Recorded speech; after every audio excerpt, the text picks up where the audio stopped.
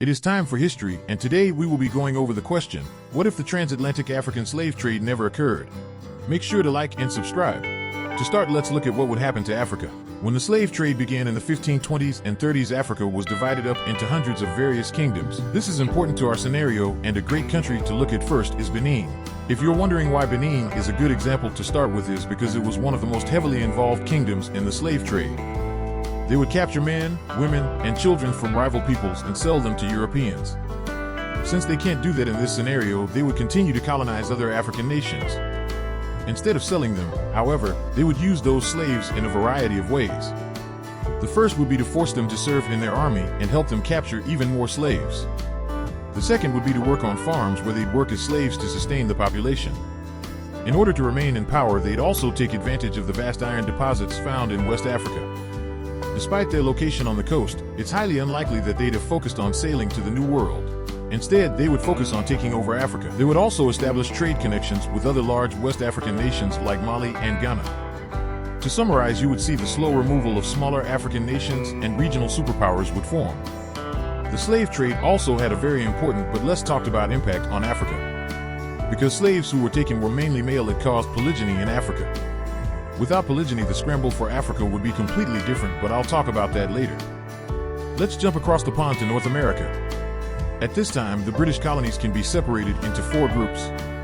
While the lack of slavery would not affect the New England and Middle colonies, it would drastically change the Southern. It would also slightly alter the Chesapeake colonies, but not as much. The entire economy of the Southern colonies was based on the farming of cash crops, and the most profitable method of farming these crops was, of course, slavery. Without slavery, the colonies would have likely allowed serfdom like Russia. Serfdom is essentially slavery, but instead of being owned by a master, serfs were bound to the land that they worked. Additionally, in Georgia, serfdom would not be necessary. Georgia was formed as a British prison colony, so they would likely see penal labor instead.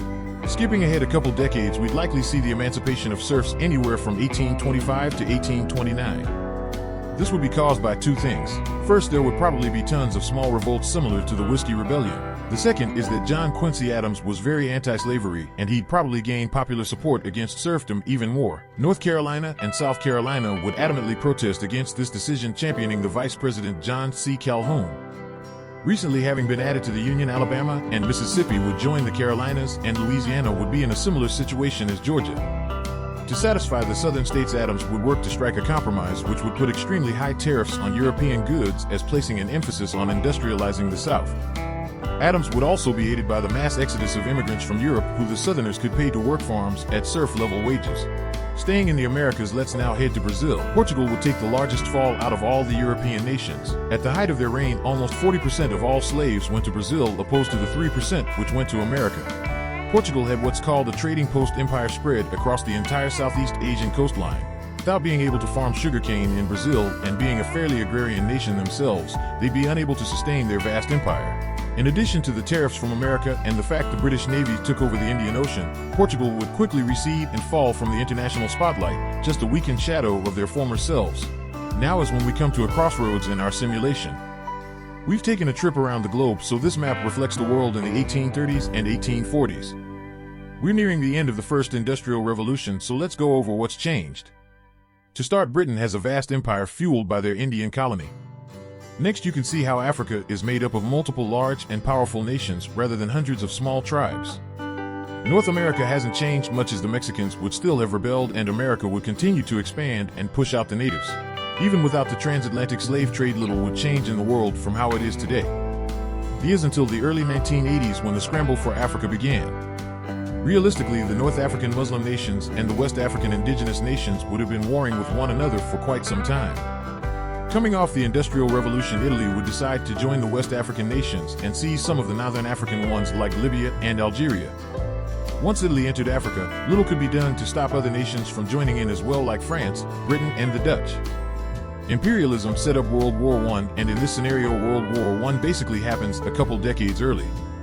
The biggest difference is that the European nations would supply and help the African nations get up to speed with the rest of the industrialized world.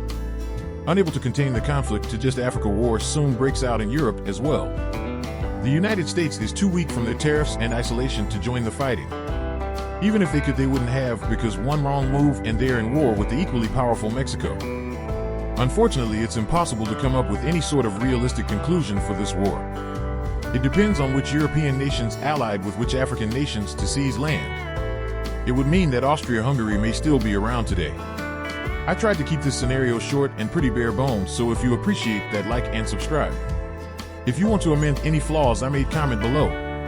Lastly, as a conclusion, I'd like to say that it didn't alter history too much, except the US is slightly less powerful and Mexico is larger. Africa still ends up being exploited, but not as much. Thanks for watching.